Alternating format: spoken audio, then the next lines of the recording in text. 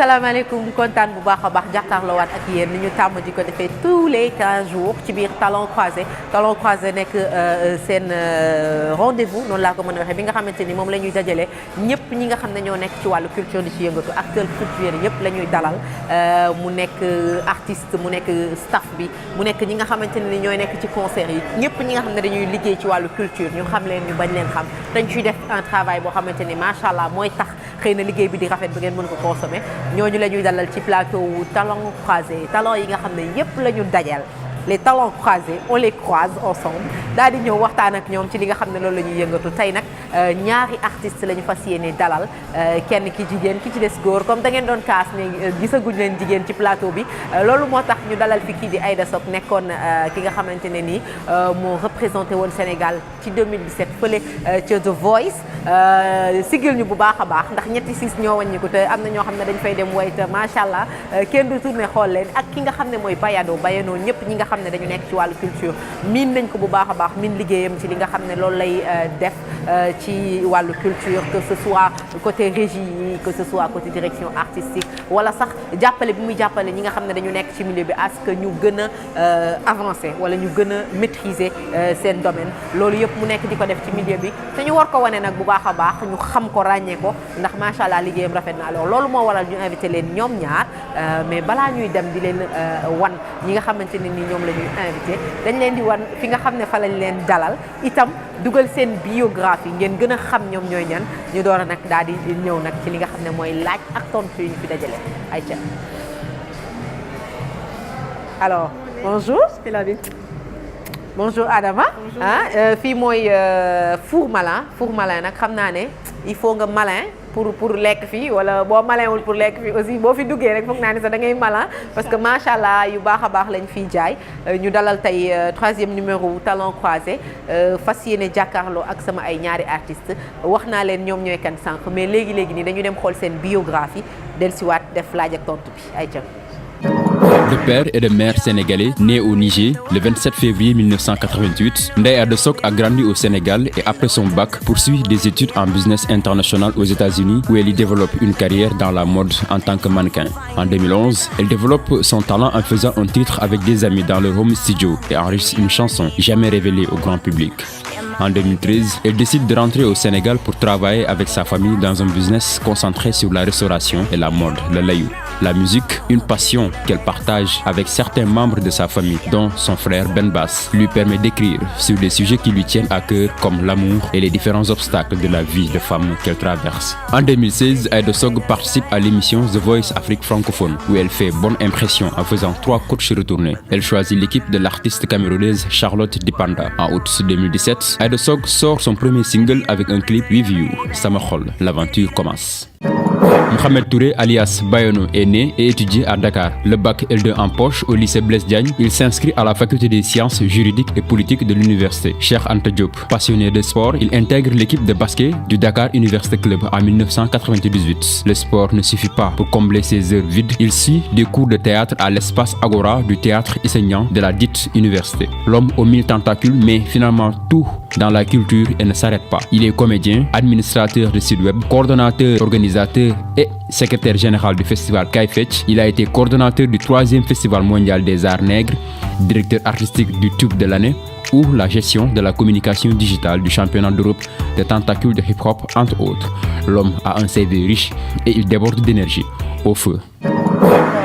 doon xool léegi biographie wu ñaari artistes yi nga xam ne ñoom la ñu dalal ci 3e numéro Talents Croisés nag jaratul ñu leen di fàttali lan mooy concept bi ndax miin ngeen ko léegi xam ngeen liñ ciy waxtaane culture mais itam dañuy dalal artistes yi nga xamante ne wala ñiy yëngu ci wàllu culture te nekk ci domaine yi nga xamante ne xëy na maîtriser wu leen ko trop wala xamu leen lan lay signifier loolu moo waral ñu dalal leen wan lañ leen ñoom ñooy kan mais balaa ñuy gën a sori damay bàyyi ki ci njëkk honneur aux dames la ñu wax mu nuyoo ki yéen Aïda Sock lay wuyoo ni ñu defee noonu biographie bi wax yow yaay kan et tout balaa ñuy xuus ci li nekk ci bio bi parce que am na yu ma ci intéressé yu bëri. ma lay bàyyi nga nuyoo téléspectateur RDV yi d'abord. waaw salaamaaleykum maa ngi leen di nuyu di leen jaajëfal ñëpp et puis vraiment di la remercier ci sa invitation. normal ça fait plaisir nekk fi ak yow. waaw ça fait plaisir aussi dalal la li tax. avant dañ ñu doon niroole mooy avant ngay teg greffage noonu di def ay kii di def yëfu femme dañ ñu doon niroole mais léegi comme da nga changé camp. léegi karaw bi moo poussé léegi man dootuma wax dama bàyyi yow nga continuer ma bàyyi la fa. alors comme changé nga camp léegi damay bàyyi di wax sama niroo waale rek ma yam ci Aïda yam ci ah. non c'est la sœur. Aïda mannequin. jóge ci mannequinat dem ci yeneen. yes musique bi notamment li nga xam ne moo tax nga toog fi tey. mais métier wu mannequinat nekk métier boo xamante ne nii dañuy wax souvent que li ci nekk xamuñu li ñu bëgg li ci nekk lii laa la moo tax nga daw wala. non mais en fait dawuma parce que maa ngi koy def ba léegi. ok de temps en temps maa ngi am ay projets yu may def et tout donc am na yu bëri soo xoolee sama Instagram par exemple @Aïda Sock di nga gis bu ne maa ngi def ay shoot yu bëri je fais beaucoup de choses toujours. du loo xamante ne dama ko daw lu ma bëgg la donc xaw ma man du ma nit buy daw yenn yi. yow xamoo fëx. xaw ma yooyu. da nga ciy nekk xaw ma yooyu dama ciy nekk lu ma bëgg lu ma gëm daal. da nga ciy nekk alors dinañ ñëw ci musique bi léegi parce que am na koo xam ne itam daf la fee fekk foog naa miinante ngeen am na benn mbir mu ngeen di faral di def ensemble ma gis la nga doon ko def. moom mu yàgg ci nekk ma yàgg ko gis mu koy def dinañ ñëw ci boobu métier mais laata loolu dama lay bàyyi xam naa ne xamante ngeen jaruma leen présenter donc mën naa dem directement ci mën nga dem alors Mouhamed Touré su ma nee Mouhamed Touré laa invité ñu bëri dinañ ne Mouhamed Touré kan la war a nekk ci ban artiste la kooku Mouhamed Touré mais en fait du artiste directeur artistique la daan na def danse ba léegi day yëngu ci wàllu danse di encadrer ay xale mi ngi ci lu ne ci gàttal daal il fait du tout mais pour dimbali leen yéen ñi nga xamante ne xamul leen kan mooy Mouhamed Touré sama invité tey Bayano lay wuyoo ñu nekk ci aar bi Bayano lañ ko xamee nuyu naa la. waaw Ngoné salaamaaleykum man tam maa ngi lay fay donc di la remercier aussi ci invitation bi ci émission bi Talents Croisés. alors Bayano ni ma ko waxee sànq nekk ci front yu bëri ci wàllu aar saa yi ma ko waxee nga reetaan pourquoi c'est vrai non. yaa ngi ci foro yu bëri ci wàllu art mais tey li tax ñu indi la mooy directeur artistique nga directeur artistique dafa nekk benn métier bu bokk ci art yoo xamante ne nii bokk ci métier yi nga xam ne nit yi xamuñu ko maîtriser wuñ ko wala da ngay gis sax ku tëb ne la je suis directeur artistique te xamul sax lan mooy direction artistique en fait bay xam nan lañ koy defee alors ci gàttal rek directeur artistique lan la war a am pour nekk ko. waaw direction artistique comme ni nga ko waxee bëriwul woon li ñu koy dégg léegi mu ngi commencé changer concert yu bëri yaa ngi dégg ñi naan way dama koy def wut sama kii mooy directeur artistique et cetera mais amoon na ay temps daaw fi woon am directeur artistique di nga ko gis ci événement mën na nekk mariage mën na nekk soirée mën na nekk colloque mën na nekk spectacle tamit donc mën nga ko gis tamit ci publicité ci agence publicitaire yi souvent même personne bi mën na def ñaari liggéey yëpp mais personne bi nga xam mu ngi def ci agence publicitaire yi tamit pour man bi gën a complet mooy bi nga xamante ni ki nga xamante ni mu ngi koy def ci biir culture bi parce que am na aptitude ñëw def ko pour publicité yi parce que ci publicité yi waa ji dafay créer concept dérouler ko chapeauter comment dirais-je déroulement wu concept bi ci réalisation souvent pour lan ay visuels yoo xamante ne day défendre ay marque entreprise wala défendre carrément benn entreprise. mais c'est exactement quoi son rôle le directeur artistique? C'est un créateur, c'est quoi exactement? moom laa day créer concept bi. waaw donc day créer concept bi dama lay jox d'abord pour rôle am su nekkee ci biir agence publicitaire la nekk. day créer concept boo xamante ni dafa am pour rôle défendre image de marque entreprise wala entreprise bi ci boppam léegi nag suñ jógee ci loolu entre autres après am na yeneen rôle yu mu am ci biir entre agence de pub bi su fa nekkee donc comme par exemple projet bi suñ defee concept ba bëgg seen client bi entreprise bi d'accord ak agence ni ok concept bi laa bëgg moom moo war a suivre déroulement bi suñu dafa am équipe de créatif am par exemple équipe de créatif bi am na infographiste am na monteur am na et cetera donc ñooñu ñëpp ci biir la ñuy nekk su fekkee ni projet bi lan la woon c'est pour tourner benn spot publicitaire su fekkee ne équipe bi choisir nañ équipe bi war a def tournage bi moom tam dafa war a taxaw su gars yi dee kii mu leen di diriger ni leen parce que il est toujours là aussi pour rappeler objectif de base bi lan la woon. D'accord, donc su ma la comprendre bala ngay yeggale su ma la comprendre le directeur artistique il est au début et à la fin de la création en fait lépp loo xamante ni moom moo ko diriger day nekk ci tàmbaliment bi ba ci fin bi moom day suivre li nga xam ne moom exactement parce que xalaatam la génne léegi xalaatam pour nit ñi fidèle si il faut que moom tam mu koy topp di xool su fekkee ni ñu ngi waaj a wàcc affaire bi lu mu rafet su fekkee ni du nii la ko xalaatee woon mën na am si biir mu daal di am ay réaménagement yu mu def mu am proposition yi ñëw ñu daal di garder mais en général su fekkee ni si agence publicitaire nga nekk ñu def benn proposition artistique ba société entreprise bi validé ko waruloo ko wàcc donc boobu moom mooy rôle am si biir entreprise agence de pub. am na tamit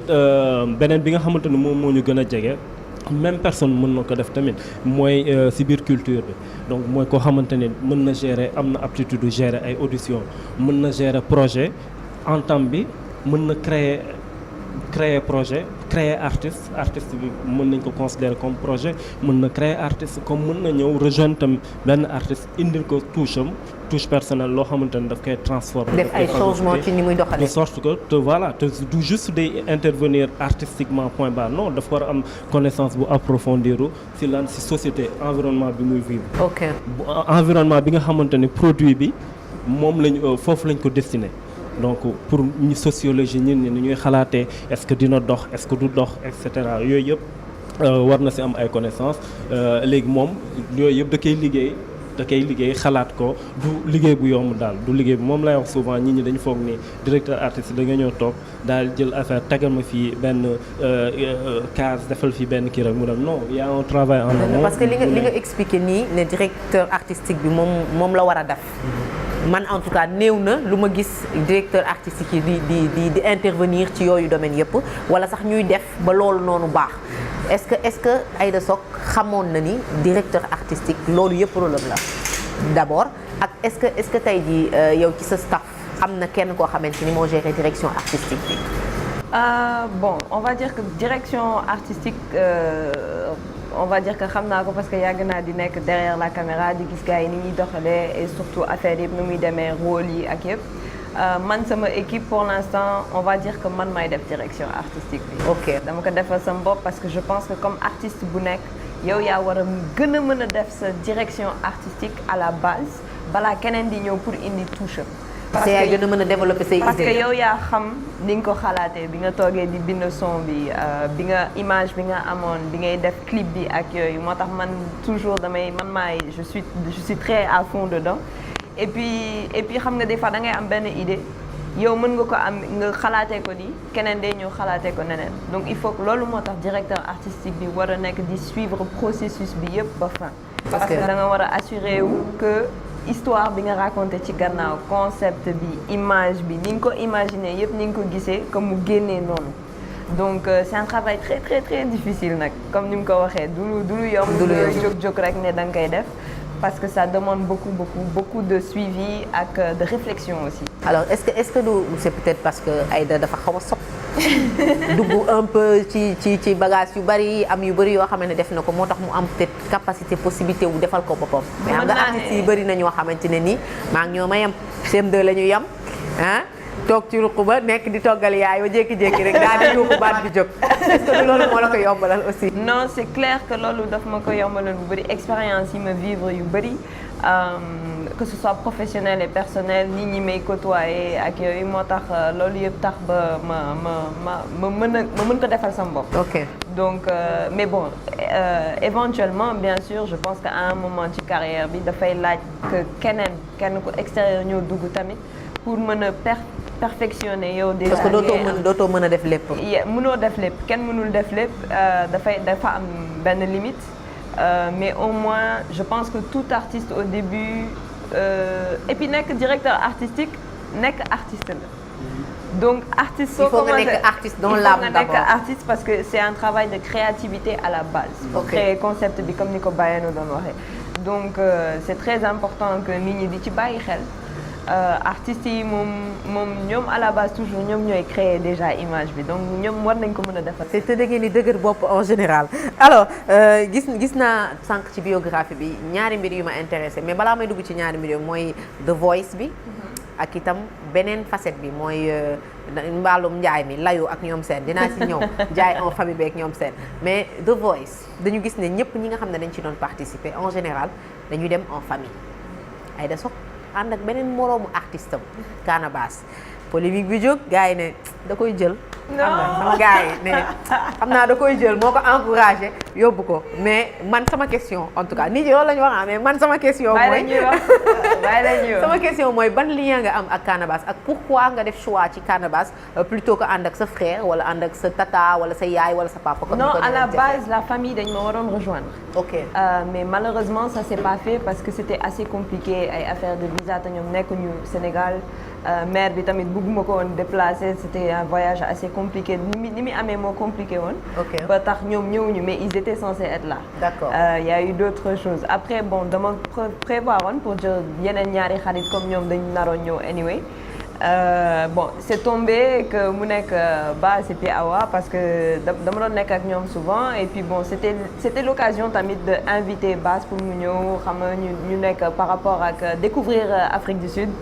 voilà donc c'était l'occasion et puis c'est des amis c'est des gens que ñoo xamante ne dama leen xam depuis que ma ñibbisi même un peu avant que ma ñibbisi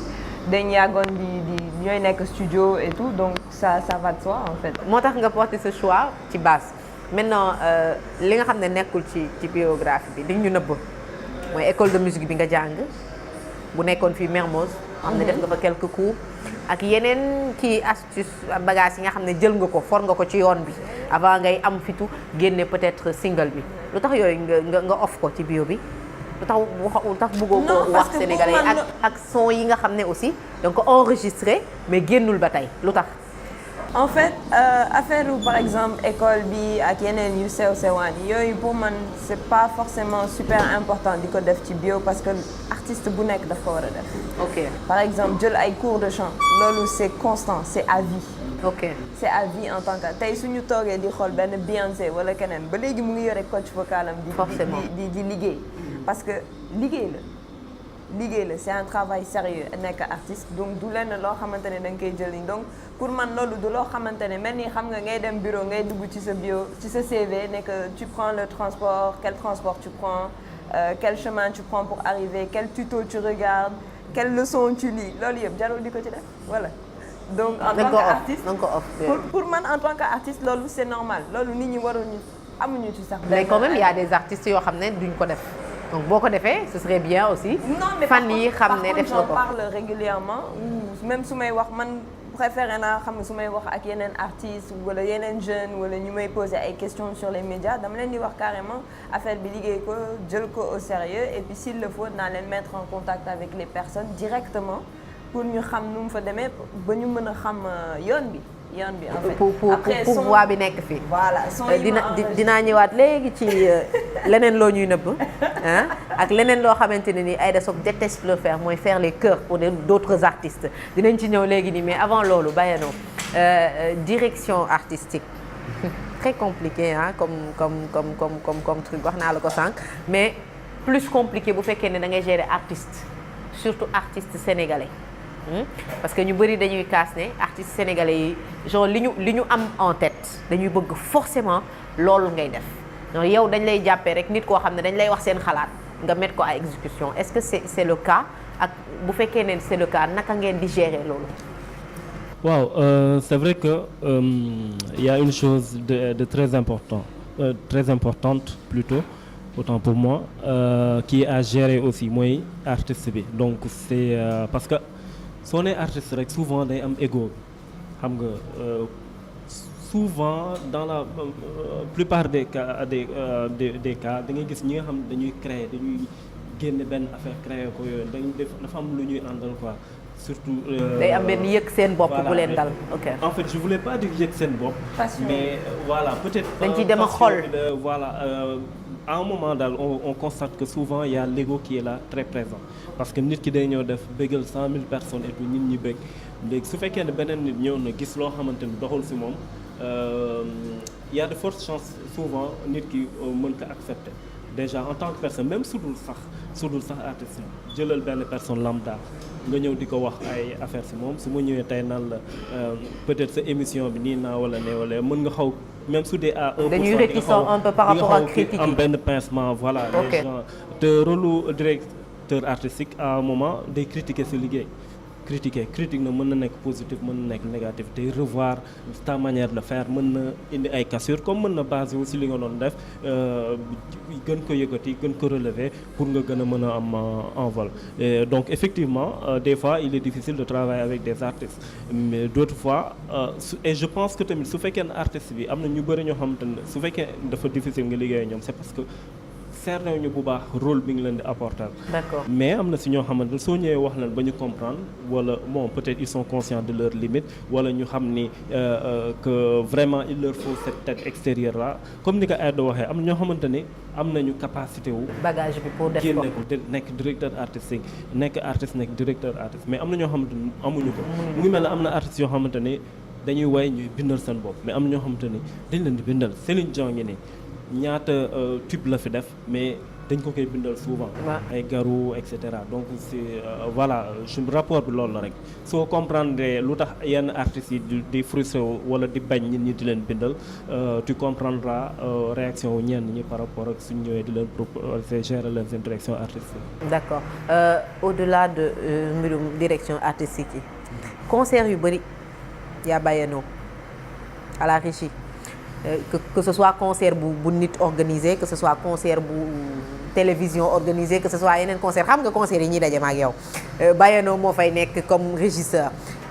événement yu bëri Bayano dafay bokk soit ci jury bi soit ci ñi nga xamante ne ni ñoo ko organisé mais Bayano la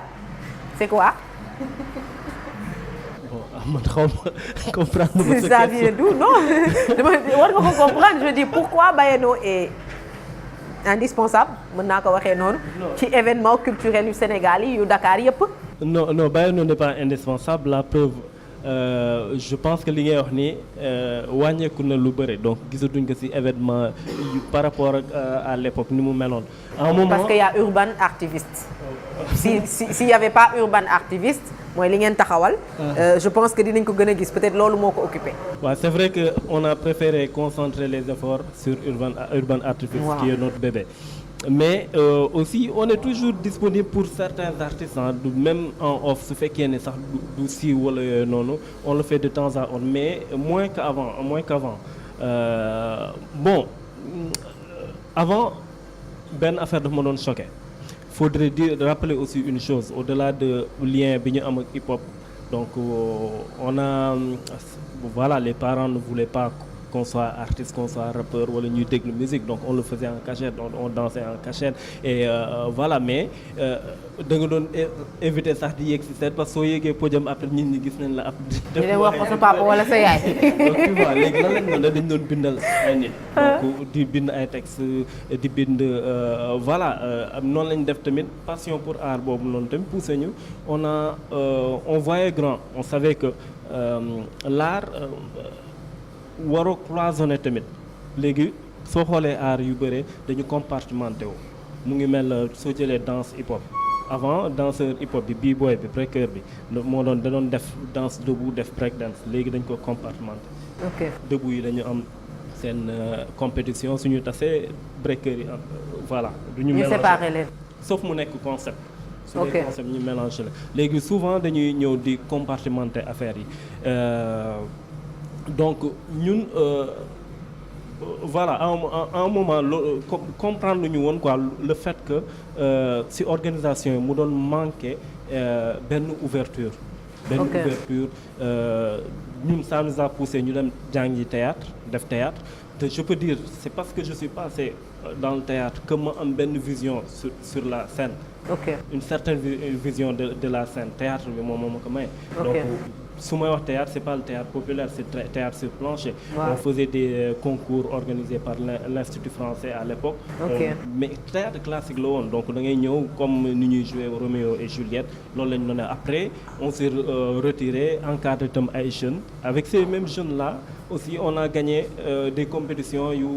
festival interscolaire de théâtre et cetera donc on intervenait avec un autre ami je pense xam nga ko Matar Diouf. Wow. En tant que metteur en scène donc je peux dire que ce passage dans le théâtre m'a donné une grande ouverture, une grande vision par rapport au monde de la scène. Mais est-ce qu'on peut dire aujourd'hui que pour nga am yenn rôle yi ci culture wala pour nga am yenn possibilité yi benn flexibilité bi noonu laa koy waxee ci wàllu culture bi il faut nga laal ci lu bari il faut nga am casquette yu bari est-ce que c'est obligatoire wala nit mën na xëy rek ne je vais me spécialiser ci telle chose donc je vais être directeur artistique xëy na defuma théâtre defuma musique defuma leneen mais c'est un truc qui me plaît ma dem jàng ko ñëw daal di gérer artiste est-ce que c'est possible? Bon ñun ñi am na ay école yoo xam ne da ngay dem peut-être fii nii je pense pas que mu am au Sénégal j'en ai pas vu. Am na école d'art à l'université am na département art boo xamante ne créé nañ ko récemment. Wow. Université Gaston Berger bu Saint-Louis ñoo ko njëkk commencé donc après léegi am na université Cheikh Anta Diop on l'appelle l'ISAC mu ngi kii la nekkee côté musée IFAN la nekkee. Ok donc mais carrément directeur artistique. Je ne pense pas. Peut-être pour côté publicité, je ne maîtrise pas trop, mais je me dis peut-être am na yenn école de formation yi def infographie. En général, les directeurs artistiques ñooñu marketing la ñuy def, marketing comme la ñuy def. Voilà, après nekk directeur artistique dañuy soxla tamit direction artistique. Wow. Dans le marketing donc ñoom tam dañuy soxla direction artistique. Peut-être boobu noonu man je fais souvent distinction bi entre boobu noonu ak bi nga xamante ne art parce que le monde de l'art est assez complexe. Mu ngi mel ne kuy def management. École ci management mbedd bi. wala mu nekk acteur culturel. waaw tey jii nii acteur culturel bi mën na moo ko gën a mën a traiter manager artiste comme moom su ñëwee ak ay convention am souvent. parce que mooy gën a xam terrain bi. voilà donc après code yi tamit dafa wute donc c'est voilà daal y a beaucoup de choses yoo xamante ne. en fait yéen artistes yi da ngeen a siis en fait loolu. loolu sax après il faut juste que nit kooku noonu su fekkee dafa dem defe ji école management su bëggee spécialisé aussi domaine bi bii ni artistes yi mais na ñëw côtoyer leen dund ak ñoom pendant le temps qu'il faut pour mën a comprendre environnement bi pour mu xam que ni par exemple tey jii nii quand tu montes un projet tu veux écrire un projet tu l'adresses à bon j'allais dire une marque d'entreprise entre benn société nga bëgg mu sponsoriser la ni ngay bindee document bi du bokk ak soo koy bind adressé ko benn institution bu mel ne francophonie wala yooyu noonu francophonie li muy laaj yëpp këlenal du ko soxla kii nii lan moo ko intéressé mooy na marque am na ko plus de monde gis ko këlen ñële na le dinañ rechercher benn impact sociologique di xool ay yeneen affaire ak donc façon bi ngay bindee projet du bokk day wute rien que loolu noonu il faudrait le maîtriser xam terme yan ngay utiliser comme gars yi fii tam dañu xaw politique tamit terme foog am ay termes yooyu utiliser termes yoo xam day nekk à la mode. donc je comprends mieux pourquoi ñenn ñi am blocage. et que yéen rek yéenay voyager yéenay dem ci ambassade yi yéenay def yenn deal yi yéenay jot ci yenn projet yi loolu yëpp dinañ ci ñëwaat ba non parce que am na yu ma yëg am na yu ma dégg bërki démb dégg naa demoon nga Chine Aïda Sock moom ñu bëri dañ may wax ni ma Aïda Sock kii est-ce que sénégalaise la mel leen si sénégalaise la mais est-ce que li mu juddoo Niger kii wu ci impacté wul ci xëy na ni mu bëgg yenn kii yi ngay foog ne sax xëy na du sénégalaise wala tamit li mu yàgg États-Unis parce que anglais bi yenn saa yi ñun duñ comprendre li ngay way mais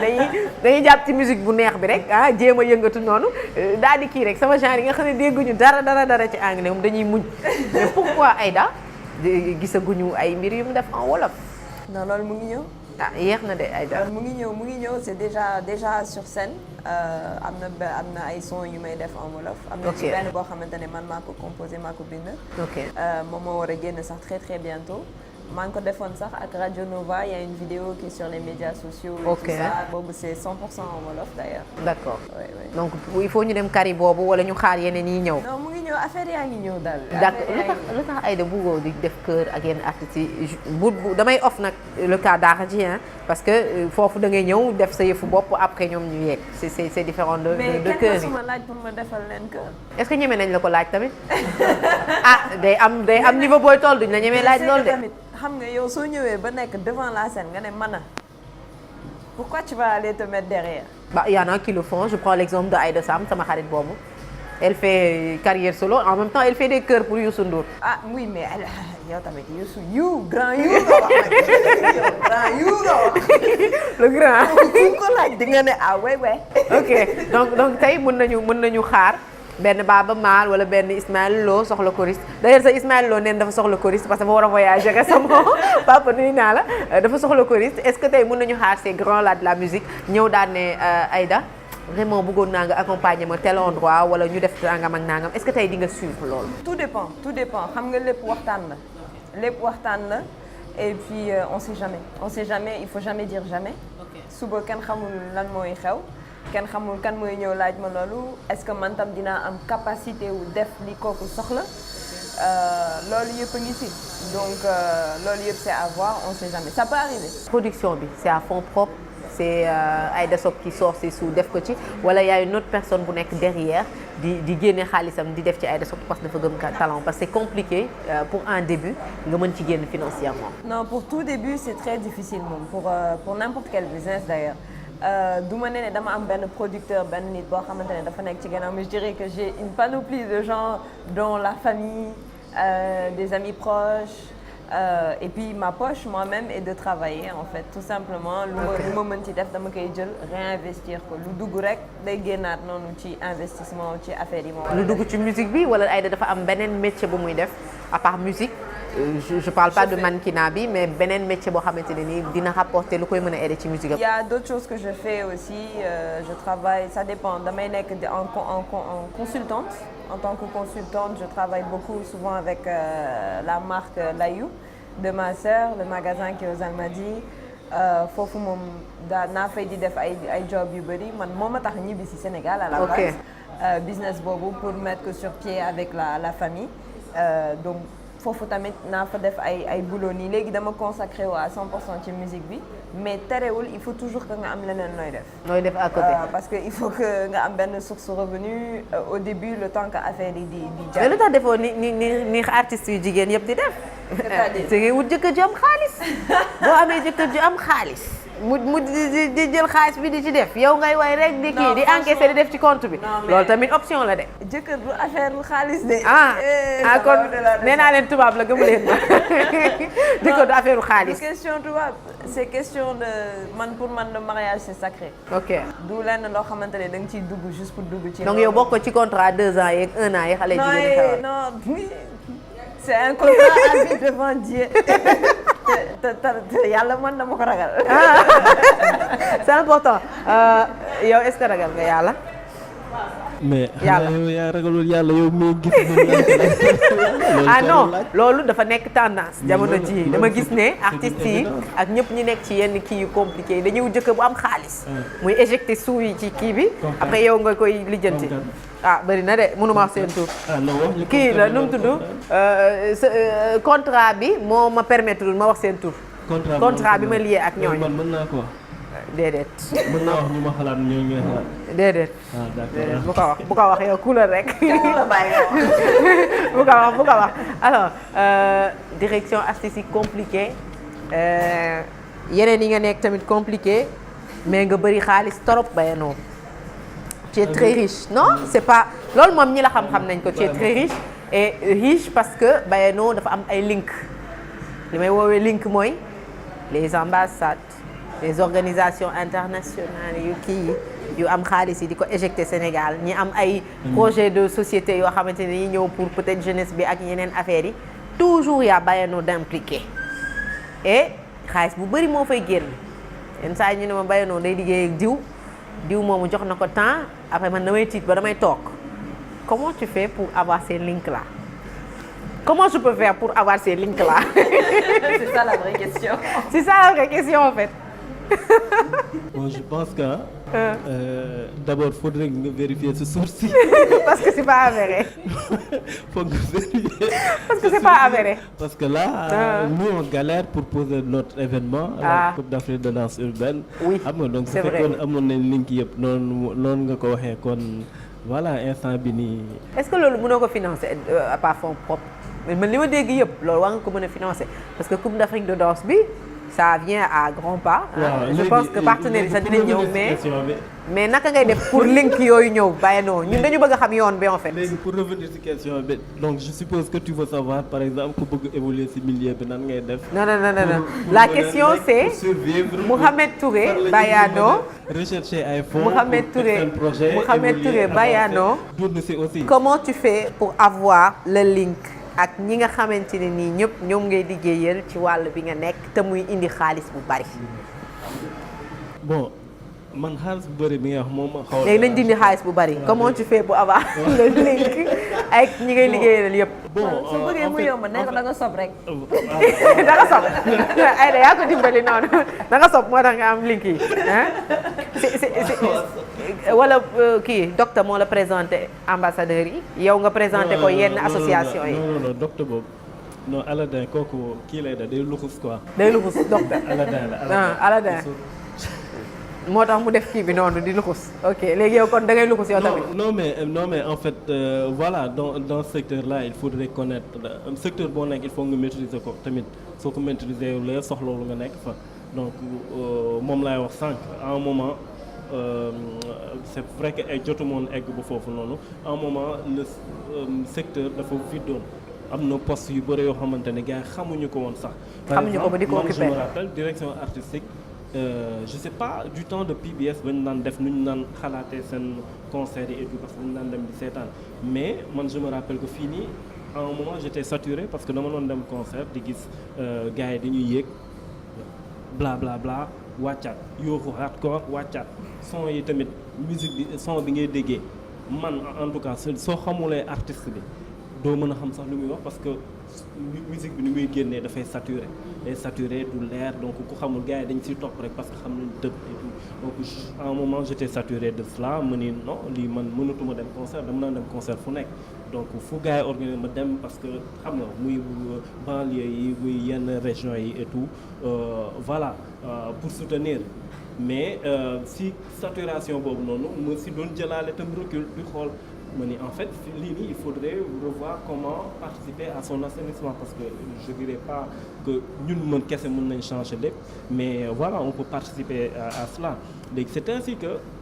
il y avait eu le tube de l'année bi RFM daan on avait organisé Futurs Médias waaw léegi il y avait Nicolas qui était là-bas aussi donc c'est première Nicolas Diop waaw à l'époque voilà danaan am à la rajo après ñu bëgg ko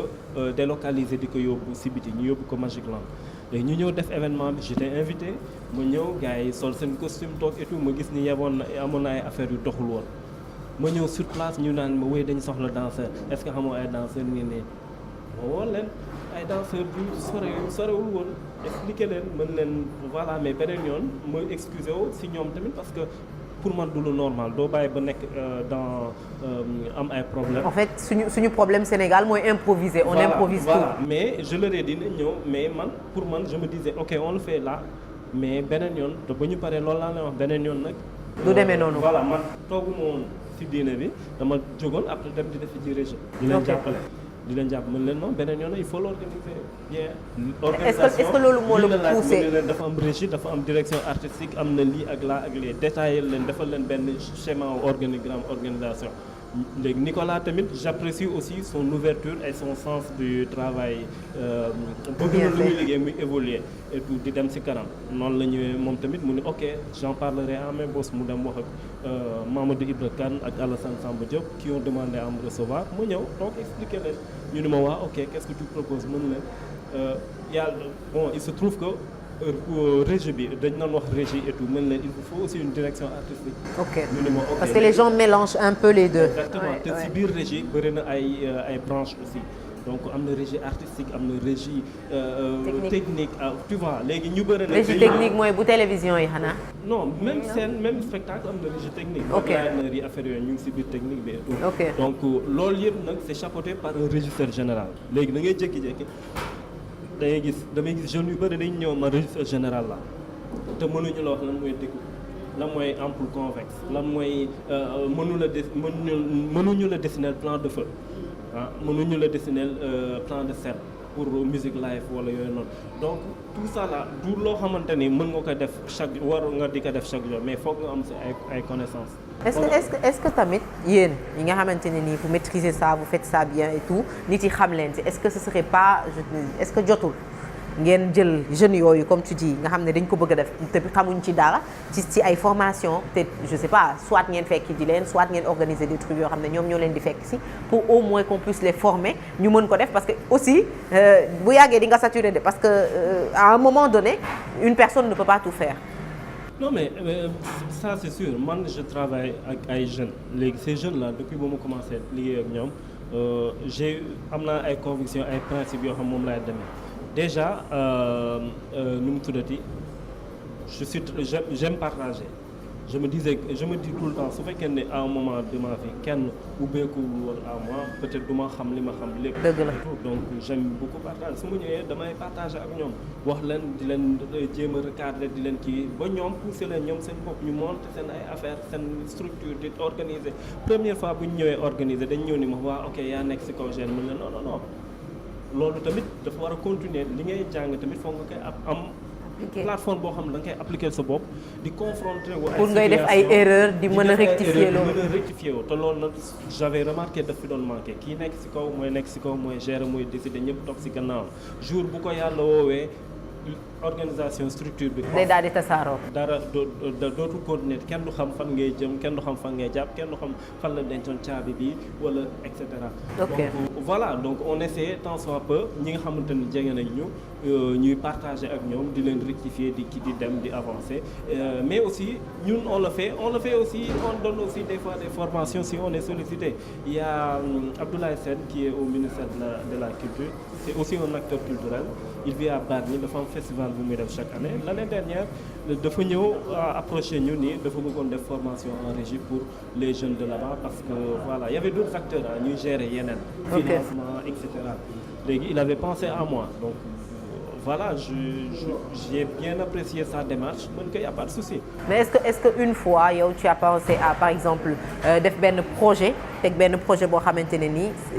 ça va dans ce sens-là nga dem gis peut-être ministère de la culture pour ñoom ñu financer projet boobu pour xëy na former des jeunes et pas que mu jóge ci keneen mais mu nekk initiative bu Bayano par exemple. Ça là on en parlait il y a pas longtemps avec le directeur du centre culturel Blaise Senghor. Parce que cette formation-là il la faut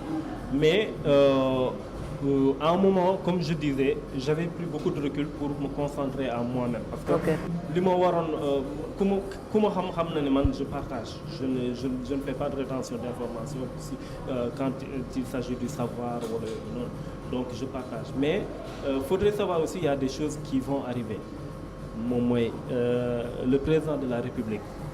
et il a instauré une nouvelle chose moom mooy lan école nationale des arts bi fi amoon. waaw ñëpp xam nañ manquement yu mu am ñëpp xam nañu tout lacunes yi mu doon traîner léegi dafa wax gars yi pour ñu def benn étude pour mettre sur pied l'école nationale des arts et des métiers du spectacle. li nga soulever nii mooy problème bi nga xamante ne nii toujours moom la ñëpp di soulever ci domaine yëpp nag Sénégal te mooy les hommes qu'il faut aux places qu'il faut mais yéen tamit artistes yi da ngeen a ñeme di jël ay managers yoo xamante ne nii sa copain d'enfance la wala sa rakku yaay wala sa bàjjenu nangam wala sangam aussi da ngay gis ne artistes yu bëri amuñu staff am nañu ko mën comme ni mu ko waxee sànq mais am na ñoo xamante ne nii c'est catastrophique à la limite dañuy seen côté communication dañ ciy faillir ci yeneen côté aussi ci seen liggéey dañ ciy faillir ba tax na xëy na parfois mooy freiner seen ay seen carrière noonu laa ko mën a waxee Aïda Sock naka la organiser woo pour peut-être suivre carrière am ba nga xamante ne xëy na yoon ni erreur yi artistes yi def du ko def. bon man déjà dans un premier temps comme sama ay études ñoo ma jàppale bu baax parce que ma def business international et puis dafa am aussi business international bi ma def moo ma jàppale lu bëri et puis il y a aussi le côté comme dama jàng loolu yëpp côté yooyu yëpp d'une manière très globale je me fais confiance énormément moo tax yenn yu bëri am naa ay excès de confiance bi nga doon wax ñëw na waaw. dafa am ay nit yu bëri. yoo xamante ne damay puiser ci ñoom. ok nga xamante ne dañ may nekk di ma des fois ma def benn affaire ñu nekk ci gannaaw ne ma lii. fallait pas ak lii wala tu peut-être fais-le comme ça donc il y a toujours ces personnes-là donc et puis problème mu staff bi je pense que c'est parce que souvent au début li nga naan par exemple nga jël sa manager mu nekk sa ami d'enfance wala yooyu c'est un gros problème de confiance. ok parce que dafa am ñu bëri ñoo xamante ne dañuy nekk ci biis bi mais du pour yow. ok du pour yow loolu moo tax ñuy. dañ fa nekkal seen bopp. exactement loolu moo tax ñuy jël ñuy jege nga xamante ne déjà. doo am dina am benn confiance de déjà établie ok une certaine confiance boo mën a dawee. et puis au début je pense que c'est assez important nga nekk ak ñenn ñoo xamante ne dañ la jege ñu lay xam nga xamante ne dinañ la ñemee wax tam yenn yi. ok loolu dafa important et puis bon après dans la suite de toute façon soo defee li la war soo eggee et puis bu dee da nga war a percer bu dee da nga war a tekki ci lu mu mën ci doon dina nekk ba pare ñi nga xamante ne ñoo war a ñëw ñoom dinañ ñëw après. ci lekk mani ñoom ñëwal seen bopp. parce ok que après et c'est ça qui est important il faut que nga jéem a def liggéey bi d'une certaine manière et puis on est en 2018 il y a l'internet qui est là il y a tout qui est là il y a les gens qui sont là et soxlootuñu vraiment nekk di uti yenn yi mën nga dem nga xoolal ko sa bopp nga jàngal ko sa bopp. ok wala sax donc artistes yi li ngi leen di da nga leen di exhorter à ce que ñu gën a gëstu. ñu gën a gëstu gën a nekk di dem chercher l'information ñu dem uti information yi dem uti info yi jàngal seen bopp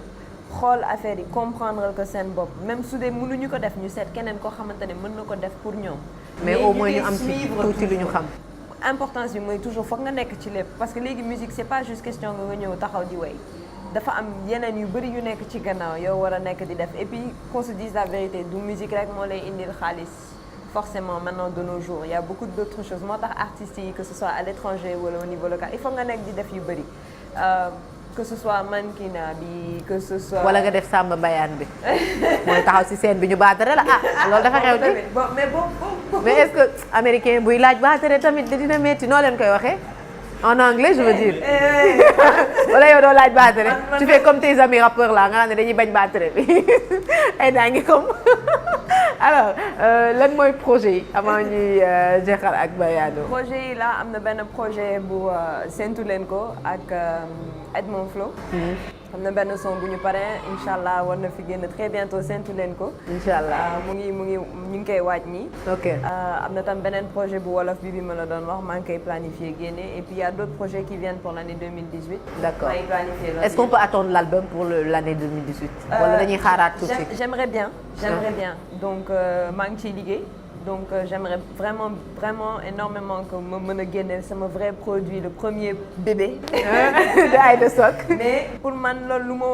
dama war a jël sama temps pour def ko bien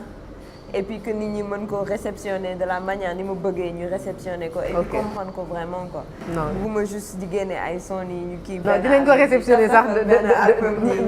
mieux que ni nga ko xalaatee. bu fekkoon ni da nga génne yi nga nëbb parce que yi nga nëbb tamit bañ ko génnee bu bokkee ci album bi je pense que. yooyu du génn non affaire yi moom mu ngi génn c'est juste que comme yi nii da ngay am benn plan de carrière plan de travail moom laa nekk di suivre. donc affaire yi yëpp dina ñëw ni mu war a ñëwee. nànk et puis il y a toujours quelques péripéties ay doodaan fii. ay yu lay kar di la faqasal noonu. mais dañ koy romb mais xam nga danga naan rek xaaral ma jóg ma. ay faqasu dem loolu foog naa ni moom la artistes yëpp war a gisee faqastalu jógaat daw bañ a faqastalu rek dem extérieur rëcc comme niñ ko tàmmoon di defee jamono yële ci ginnaaw mais léegi gars yi bàyyi nañ rëcc parce que voyage bi dafa yomb li may wax xam nga ko bàyyi non parce que yow tu voyages beaucoup. ah c'est vrai ou pas. man je dis souvent artistes yi am nañ benn richesse boo xamante ni beneen secteur amu ko fi. dëgg la man je me rappelle sama premier voyage dama doon dem Slovénie pour benn conférence internationale bu foroon am. ma def escale Portugal gars yi xam nga rek soo nekkee plaque nii dañ lay xaw a maan nii ma ñëw waa ji ñaangal ni ma fooy dem ma wax ko mun ma loo fay def ma ni ko conférence la sur les arts et tout rek waa ji tourné karam bi fireeku quoi mun ma xam nga anglais lañ noonu la mënu ma artiste nga ma ni ko oui mais maa ngi liggéey plus dans ce monde là quoi mais je pratique plus depuis mënu ma ouais ñu commencé wax waa ji fa la ab laaj ku ma benn question tamponné ni ma demal parce que dégg nga anglais de mës naa ñëw bu dee artiste géwél nga woon tey ji bu déggul olof déggul kii doo dem de tu vois mës nañ dem Charles de Gaulle aussi waaw waa ji xool ma ni ma gis naa la yow laa gisoon télé man ko du man de mosuma feeñ je pense pas que mu nekk man. waaw mu ni ma si yow la mën ko non du man mu ni ma si je sais ce que je dis tamponné mu dem donc tu vois artistes yi dafa am benn. dina am benn facilité booy am côté boobu. voilà am nañ benn facilité boo xamante ni foog nga gëm sa bopp soo gëmee sa bopp rek voyager du nekk dara si yow. ok tey jii nii on parle de gars yi ñàkk xam tamit bokk na si. ok ñàkk xam bokk na parce que soo voyager benn yoon mu nekk si kayit yu leer voyager 2 fois voyager 3 fois ngay dem di ñëwaat après yaa ngi wàcc ay traces fële mais mën nga évoluer laaj ni léegi ok man li may dem dafa bëre. parce que li lay yóbbu tam lu am fula la ak lu am fayda li may dem dafa bëre donc defal na ma séjour bu gars yi def la dans un premier temps mën nañ la jox 6 mois mën nañ la pour la xool jox la 1 an mën nañ xool après mën na dem ba 5 ans. donc artiste en tout cas y a des traités yoo xamante ne mu ngi fi mooy lié état sénégalais yi ak dëkk yu bëre day faciliter ñi nga xam ne. en fait pour vraiment avoir facilité boobu il faut être crédible. moom mën a déggee day faciliter ñi nga xam ne dañuy dem pour liggéey te. artiste par exemple moom je pense tey jii nii moom la gën a yomb liggéeyam muy voyager que kenn koo xam mu ngi ci bureau parce que mën nga nekk sa bureau mais sa liggéey pour la plupart du temps du laaj nga génn mais forme d'art booy pratiquer soxla na à un moment nga génn wala nit ñi dañ leen a soxla à l'extérieur donc pour man wax ji lan la mooy li nga doon waxante sànq ak Aïda na gars yi liggéey quoi. nañu liggéey def lu correct parce que bàyyi tricher bi. tricher moom soo si nekkee di ko def tôt ou tard day compliqué donc ni ngi liggéey soo tricher tamit doo gëm sa bopp ki gëmul boppam sax mooy tricher en fait. voilà man tey jii nii je suis très fier de voir du ñu déggante lu bëri wala yooyu noonu mais je suis très fier de voir benn homme représente que gis ni mu ngi Montréal di tourner depuis et tout parce que le gars dafa yàgg nekk fii di ko ñàkkante il est bourré de talent buulu boppam xam ni lii nii da siy tekk dina si génn dina ci mais amoon na ay temps il galérait musul génn musul dem fenn mais benn yoon affaire bi def benn yoon ñaari yoon léegi voilà mu ngi ni dem en tournée c'est juste que nit ki na nga gëm li ngay def mën ko soo ko am na ñaari affaire moo am da ngay am talent bi juddoo ko même soo ko juddooyee foog ngay jàng tamit pour maintenir comme ni ko waxee sànq ak Beyoncé kenn gënu ko fi dàq way mais dafay am ba tey day jël ay cours day répéter day jàng beneen affaire moom mooy amoo talent bi nekk fi donc mais foog nga liggéey te liggéey boo c'est dur quoi. soit un talent inné ou alors boo c'est dur même soo amee talent inné bi sax foog nga liggéeyaat nit ñi dañuy foog ni artiste nekk artiste dafa yomb moo tax ñuy bàyyi jàng xam naa daal di dem def ko wala nit ñi loolu la ñu am perception boobu la ñu am ci artiste nii woy ñi daal ñuy échoué. dafa yomb li ñuy def non création artistique moo gën a compliqué fii. ok création artistique c'est quelque chose de très complexe moom laay wax tout le temps mu ni à un moment mën nañ ni sax c'est mathématique donc pour nga créer ko mu wala xoolal tableau ñëw takkal tableau jël peinture def nii pare c'est yomb na mais pour nga def ko mu nekk œuvre boo xamante ni day nekk. œuvre d'art la mel œuvre Picasso wala yooyu noonu saa waay il faut nga am. base am loo am d'abord. loolu lan moo la koy may jàng donc alors ñëpp nañu man je suis très fier de Aïda su ma ko déggee muy wax ni dafa dem jëli ji. j'ai senti ça si sa voix bi nga ma ne man ak kan lañu invité man la Aïda Aïda non en plus de cela dafa am yeneen yoo xamante ni voilà Aïda ñoo bokk secteur donc je l'ai connu ba ñu retrouver yaa ko yar non je dirais pas maa ko yar tu vois mais moom frère am peut-être kooku xamuñu ko mais moom tam mu ngi ci musique bi mais il est aux États-Unis donc voilà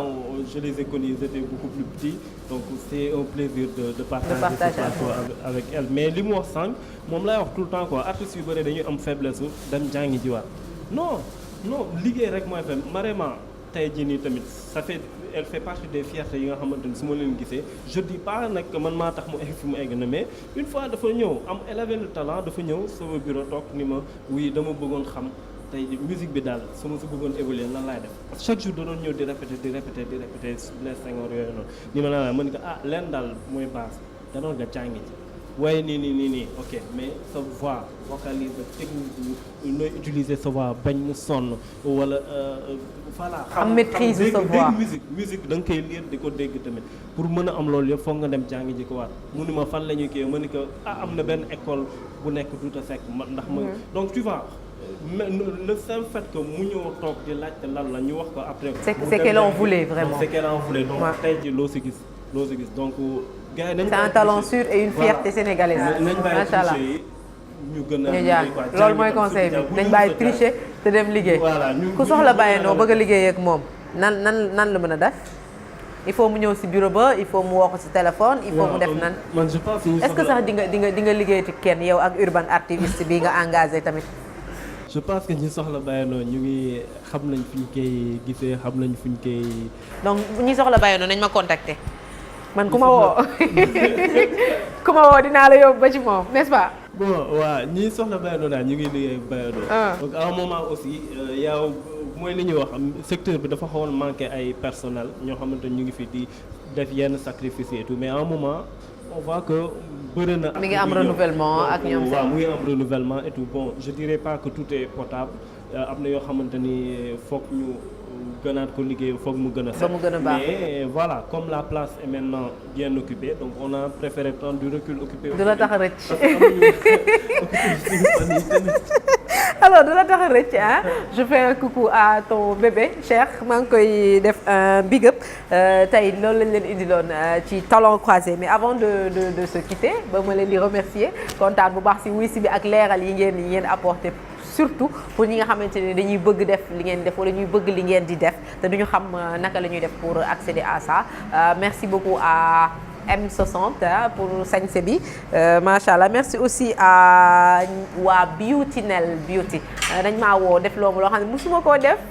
defal ma soin ak yow seen je remercie beaucoup madame Maye aussi bu baax a baax et on fait un big up à Bo Diaw je sais pas si vous connaissez Bo Diaw qui a été élu par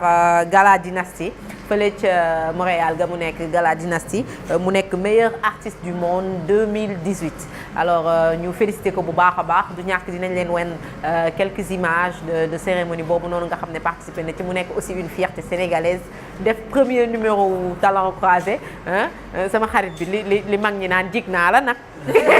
alors merci beaucoup et di leen wax prochain numéro remercier équipe production bi nga xam ne ñoom laa àndal Jean le retardataire Rasoul sama xarit mën a añ Diossi aussi Nijaay Diop kontaan bu baax a boobu ci moom infographe Mamadou Diop Régie Yaya waa Four Malin ñi nga xamante ne ñoo ñu permettre aussi ñu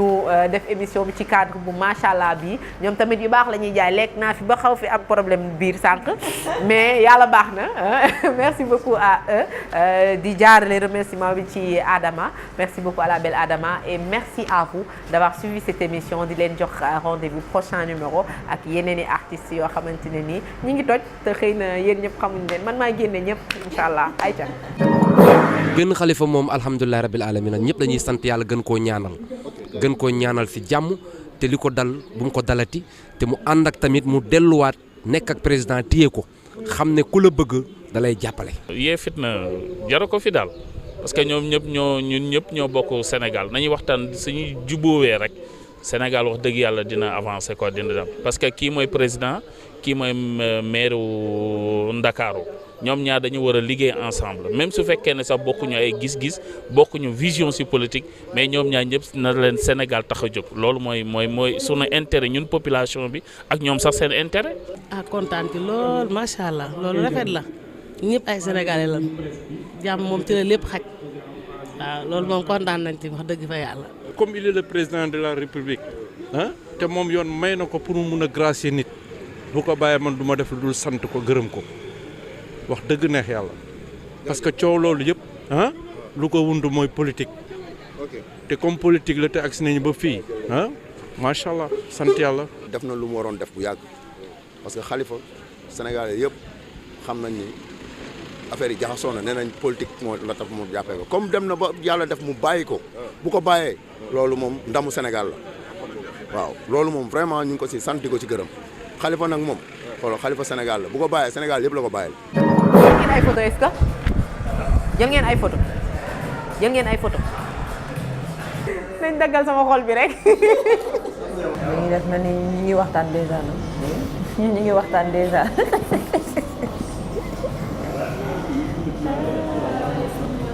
non man yii doo leen di calculer faut calculer tout ça. fu ma nekkoon fu ma ko xam. dem torop ci biographie bi mën a jëppee. ma wax leen dara may aujourd'hui c'est mercredi nous sommes aussi Plaza. boo ma ko defaatee damay bàyyi dégg nga boo ma ko defaatee damay bàyyi dégg nga. non non c'est qu'en fait colline mooy boo